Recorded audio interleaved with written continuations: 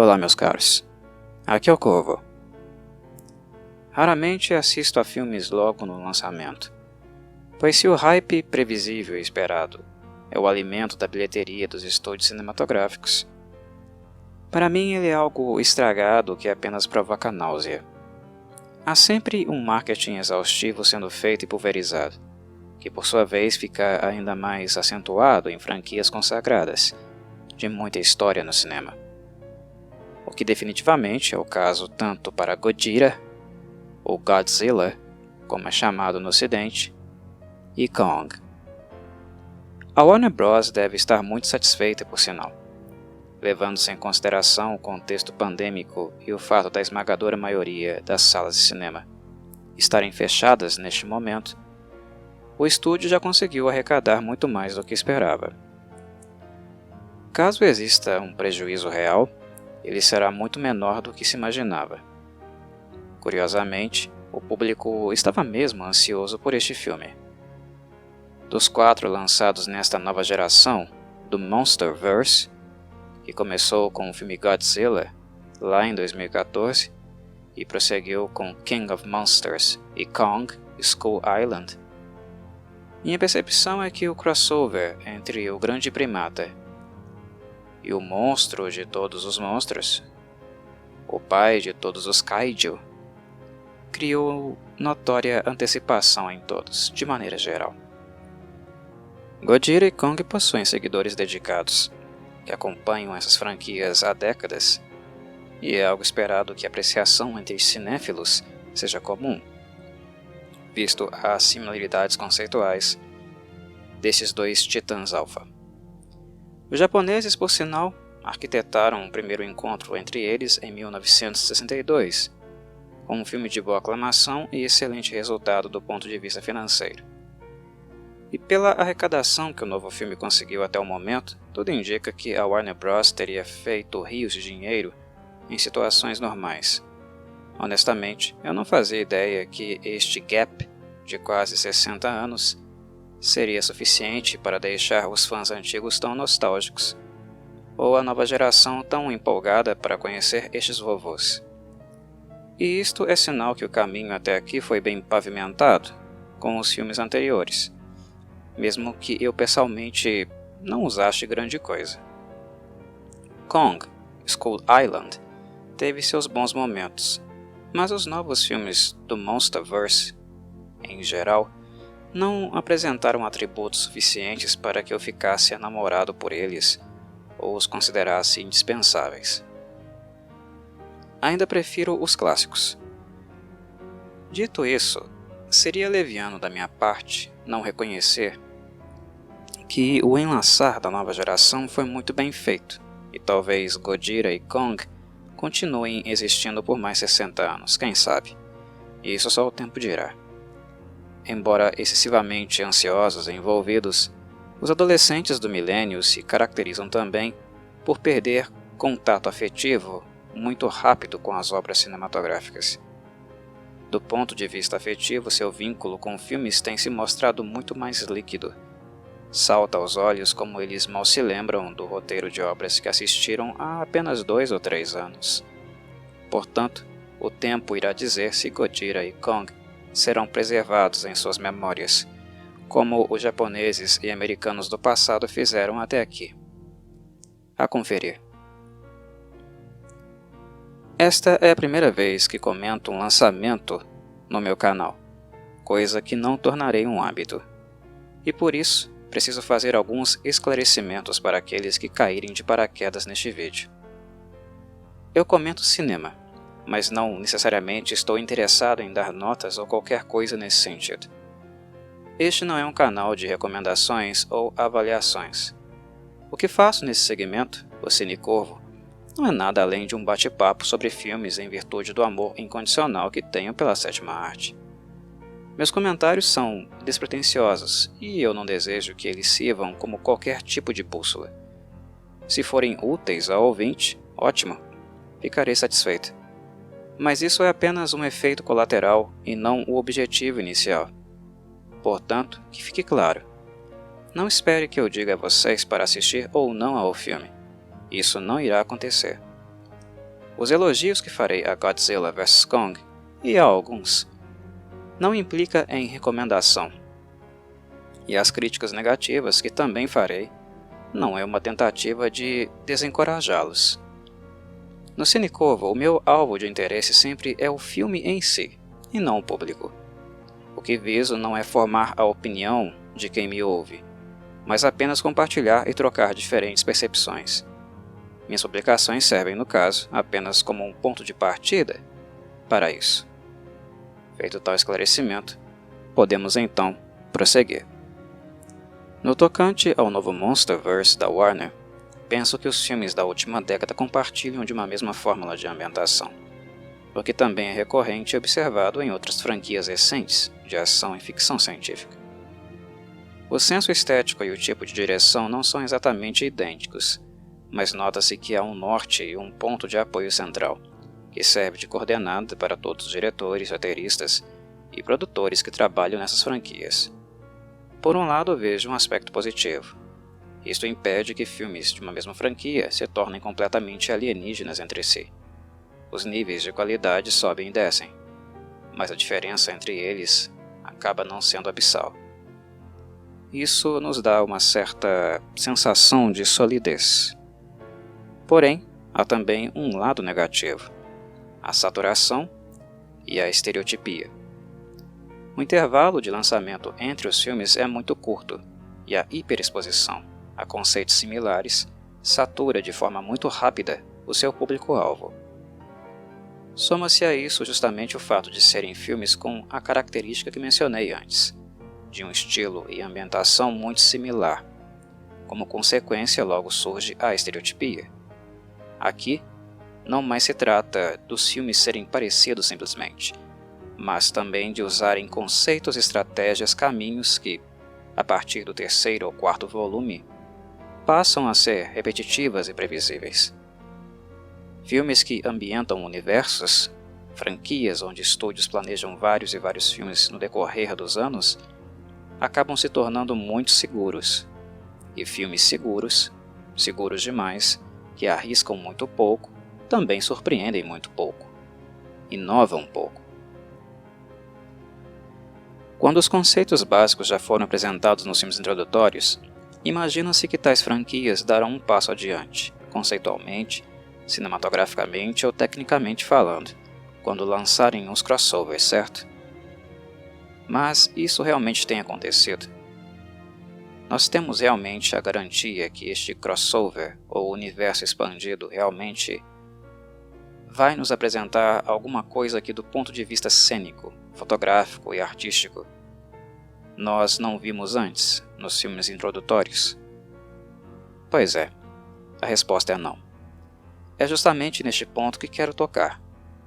Vimos este fenômeno acontecer na última década com filmes da Marvel e da DC, e penso que o Monsterverse também não está muito bem das pernas, está padecendo do mesmo mal. O fato de serem continuidades não deveria implicar, necessariamente, na total ausência de inovação ou experimentação. Estes filmes são seguros demais, o que em parte eu compreendo em virtude do alto investimento que foi feito neles. São os filmes mais caros do mercado cinematográfico atual, e os estúdios não estão dispostos a grandes aventuras ou riscos que implicariam em grandes prejuízos. Mas, em virtude desta busca por segurança, os filmes deste século cada vez menos têm se tornado relevantes historicamente, o suficiente para serem lembrados no futuro como paradigmas passíveis de estudo e pesquisa. Embora a tecnologia atual e a CGI estejam em um nível tão alto, ela é suficiente para salvar esses filmes e torná-los obras-primas da sétima arte? Penso que não. E felizmente a academia tem dado bons exemplos neste sentido. O CGI exacerbado não tem ganhado tantas estatuetas como esperava ganhar, seja no Oscar ou no Globo de Ouro. Mas não me entendam mal. Eu não estou aqui demonizando a CGI. Na verdade, eu aprecio o CGI. Ela é apenas uma ferramenta, e o que está em questão é o uso que tem sido feito dela. Apenas isso. O problema não reside na ferramenta em si. Acompanhar Gojira e Kong neste filme é simplesmente fantástico, sensacional. A tecnologia está muito bem aplicada e o que vemos por quase 2 horas são trabalhos gráficos de primeira prateleira. Este filme foi caro, não houve mesquinharia por parte da Warner. Porém, não posso deixar de mencionar que aquilo que humaniza um filme, que torna um roteiro envolvente, mesmo que ele seja pobre e sem muita amplitude, são as atuações. O que o elenco é realmente capaz de nos apresentar, como ele entra em contato conosco e nos emociona, toca os nossos sentimentos. Quando a CGI é usada de forma a substituir a necessidade de atuar, de comover, coisa que por sinal os clássicos filmes de Gojira e Kong faziam muito bem, é aí que temos o problema. Gráficos, isoladamente, não tocam nossos corações. Não nos fazem respirar histórias, personagens e marcá-las em nossa memória. E não à toa, vários jovens se esquecem completamente de filmes com CGI belíssimas que assistiram 2 anos atrás. Pois não há um elemento emocional que os faz lembrar e guardar uma história que seja memorável. E o que faz de uma história memorável é a capacidade dela de proporcionar imersão, o que só pode ser feito através de um texto envolvente e, no caso do cinema, de atuações emotivas. O que acabo de conferir em Godzilla vs Kong é esta carência. Se comparado com os antecessores, este filme é um espetáculo gráfico de efeitos especiais. Se o cinéfilo está aqui para isso, para ver estes 2 monstros sendo bem apresentados graficamente e o contato bélico entre eles, sim, você vai ficar satisfeito. Mas me permita perguntá-lo: cinema é só isso para você? Deveria ser só isso? Não pode ser mais do que isso? Não podemos ter ambas as coisas? É impossível ter ambas as coisas? Belos gráficos e ótimas atuações? É claro que não. Os filmes de Gojira e Kong, os bons no caso, porque há muitos ruins nas franquias também, são bons exemplos. Se por um lado eles não podiam tecnicamente fornecer a glória visual que este filme de 2021 nos apresenta, por outro, eles eram capazes de mexer com os nossos sentimentos. Havia acento no roteiro e na atuação, tanto dos filmes japoneses quanto dos americanos.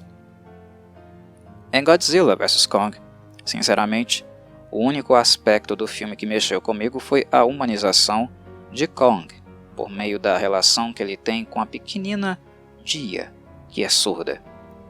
Kong aprendeu a língua de sinais com ela, e tais momentos de contato entre os dois são verdadeiramente lindos.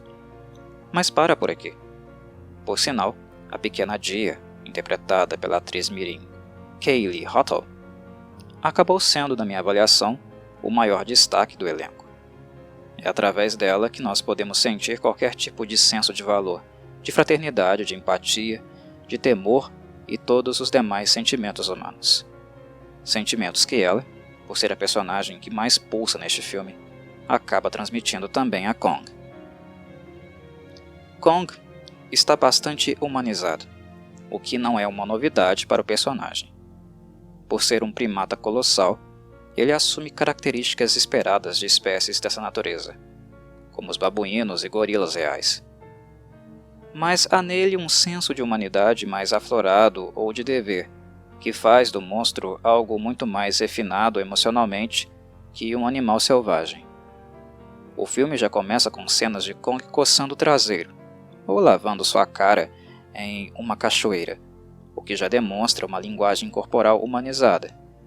Mas é justamente na dimensão emocional que o personagem realmente se torna cativante. Notem como foi muitíssimo bem feita a expressão facial de Kong, as várias delas. Como estas nos indicam que há um coração ali. Tal característica é digna de reconhecimento e aplauso. Mas quem dá esta qualidade a Kong Quem fornece a ele elementos suficientes para que sintamos no personagem toda esta emotividade humana é a pequena Dia. Tudo começa na expressão dela, no riso e no choro da criança, naquilo que ela está disposta a ensinar e aprender com Kong. As trocas, o respeito, a busca pela compreensão dos seus sentimentos, do que se baseia todo o seu comportamento. É a atuação da atriz mirim que permite que estas coisas floresçam no filme. Dito isso, ela basicamente é o único membro do elenco que nos moverá dessa forma. O restante dos personagens e as situações em que se encontram são apresentadas de forma absurdamente superficial. Eu diria até mesmo artificial, e não crível. Gojira, neste filme, está tremendamente agressivo, irritado e transpirando as suas versões mais antigas, onde ele era mais monstro, símbolo do caos, do que propriamente um alfa que poderia aparecer e nos ajudar em tempos de necessidade. Gojira era uma ameaça, realmente criado como um monstro. E é assim que vamos senti-lo durante todo o filme, pelo menos até os momentos finais, onde esta dinâmica pela primeira vez vai mudar um pouco. É no fim onde ficará esclarecido a razão de todo o ódio incontido do monstro japonês. Embora no princípio do filme a grande humanidade transbordante de Kong e a raiva espumante de Gojira nos deem a impressão de que o primeiro é o herói e o segundo o vilão, tal impressão é completamente falsa.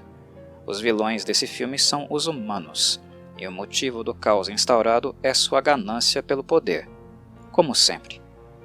E isso o filme não tenta esconder, fica claro nos primeiros 15 minutos.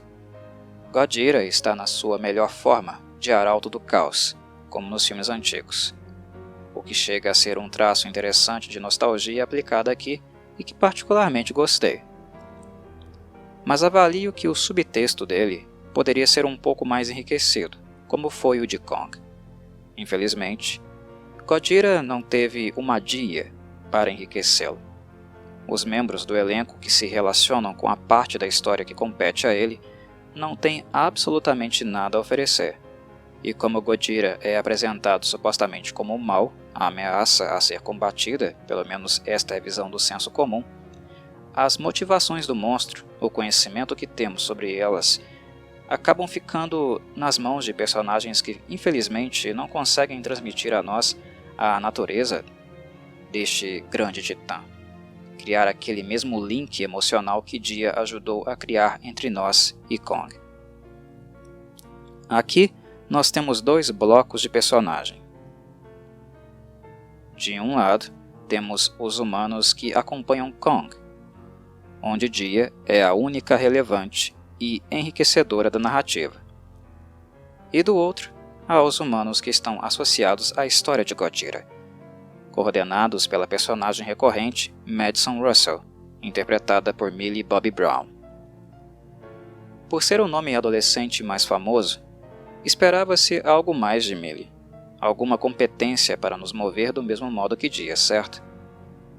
Talvez com mais competência ainda, ela poderia ter feito um melhor trabalho, visto que ela tem experiência maior, é famosa e conhecida pelos filmes do Monsterverse e pela série da Netflix Stranger Things, interpretando Eleven.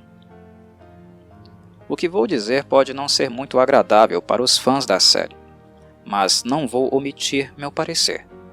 Falando com muita sinceridade, eu tinha boas expectativas com Millie, depois de ter assistido a primeira temporada de Stranger Things, que de fato foi a única que realmente me comoveu na série. É aqui eu digo que tem um diferencial. O trabalho da atriz com Eleven me deixou satisfeito. Dito isso, o que tenho sentido com as atuações dela nos filmes da atriz, nesses posteriores à sua experiência inicial com Stranger Things, basicamente sempre aparenta ser uma parcela da Eleven. Millie aparenta em alguma dimensão ser uma continuidade da Eleven nos filmes que faz parte. E isso me faz questionar, obviamente, se ela estava interpretando de fato a personagem de Stranger Things na série ou apenas sendo ela mesma. Seu modo de representação é unidimensional e, infelizmente, já está começando a ficar bastante previsível, o que não é nada saudável para uma atriz tão nova e que supostamente tem uma longa carreira pela frente. Quando Millie tem em mãos um roteiro inferior, mais simplório como o deste filme, sua interpretação fica ainda mais artificial, desinteressante e entediante. Sinceramente, o que ela trouxe para o Monsterverse, suas performances de modo geral, chegam até a ser irritantes. A personagem dela é irritante, o modo como ela banaliza tudo é irritante. A presença dela é banalizadora. De um lado, nós temos Dia, com um vínculo forte com Kong, fazendo o que precisa fazer. Mas o fato de Godzilla estar completamente transtornado não implica que os personagens responsáveis por fazer com que nós o sintamos a influência dele, não tenham um papel a cumprir.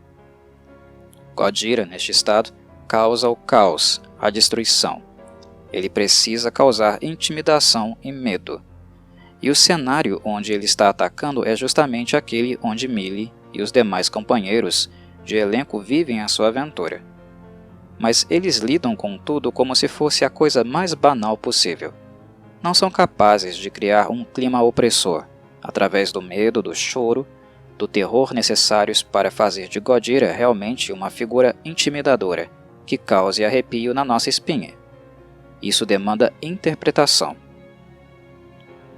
Tudo parece um parquinho de diversões, e isso também é culpa do roteiro de Eric Pearson e da direção de Adam Wingard, que depositaram na personagem de Millie e seus companheiros os elementos humorísticos que existem neste filme. Justamente no contexto onde deveria haver só miséria, desespero e perdição. Infelizmente, isso tira a imersão necessária para Godzilla nos intimidar. Eu adoro Godzilla. Para mim, ele sempre será o rei dos kaiju, e sua versão devastadora é minha preferida. Em termos de poder, aqui ele está um verdadeiro titã, um arrasta-quarteirões, sensacional. Mas foi justamente esta pataquada artificial e pouco crível da direção e das atuações de Millie e companhia que acabou arranhando o elemento do horror que eu esperava sentir em Godzilla. Eu queria ver medo na expressão das pessoas, queria ver algo mais humanístico em toda a destruição que ele provoca. O elemento humorístico do filme, inclusive, é adolescentesco, o que não ajuda em nada a desvincular a imagem de Millie da série Stranger Things, coisa que ela sozinha não consegue fazer. Ela não é uma atriz versátil, plural. E a empáfia da personagem Madison Russell, que se acha a última bolacha do pacote, e os demais personagens que acompanham, que têm a função de serem apenas engraçadinhos, impede com que nós nos importemos com eles. Muitas e muitas vezes eu me vi na situação onde desejava que Godzilla disparasse um raio em todos eles, fazendo-os desaparecer, sumir do filme. Porque era justamente esses personagens que estavam comprometendo o grau de seriedade e imersão que eu queria ter com o monstro. Do mesmo modo que Dia estava me proporcionando com o Kong. Em suma, eu detestei o elenco do filme mais uma vez, algo recorrente no Monsterverse. Em todos os filmes desta franquia mais recente, pelo menos os filmes mais recentes, é sempre um ou outro membro do elenco que se destaca. Não tem havido muita coesão textual ou exploração cênica, e para mim este tem sido o principal problema desses filmes.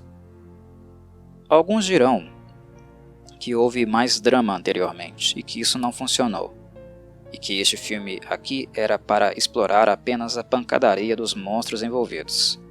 Mas é como eu disse, nós podemos ter ambas as coisas. E dizer que esse filme aqui é apenas de ação é parcialmente verdade, não toda a verdade. quando houve dramas no Monsterverse, nos filmes novos, eles não foram estupendos. Mas o problema é que aqui, ele é quase inexistente. Dito isso, é importante que notem que, neste filme, não foi feito escrito um roteiro, para que nós o sentíssemos como uma lutinha de UFC, como muitos estavam esperando. Godzilla vs Kong tem muito a ver com as intenções escusas dos verdadeiros vilões do filme. Não é necessariamente um filme que vai se focar na picuinha e intolerância mútua entre os monstros alfa. O conflito de Godzilla e Kong é algo completamente secundário, a coisa menos importante na história deste filme. O combate entre ambos ficou legal? Sim. O resultado satisfatório para os fãs de ambos os monstros? Acredito que sim. Acho que vai agradar gregos e troianos, o que é típico dos filmes seguros. Mas reforço, isto aqui não é uma transmissão do UFC ou da WWE. Há coisas mais importantes de serem notadas, felizmente, e que poderiam ser retratadas de forma muito mais envolvente, que demandasse mais do elenco, que justificasse seus altos salários. Se fosse apenas um conflito entre monstros, sem qualquer outro tipo de discussão interna, eu nem sequer teria me dado o trabalho de tecer comentários sobre este filme. Ele é mais do que isso, e poderia ter sido ainda melhor do que vemos na prática. Godzilla, Kong e Dia estão vivos e pulsando, mas o resto dos personagens são zumbis apáticos e inexpressivos. Para fechar a minha fala, preciso mencionar Godzilla vs Kong como um filme não muito gentil com cinéfilos de primeira viagem. Caso nunca tenham assistido nada relativo a eles, penso que esta não é a melhor forma para serem introduzidos.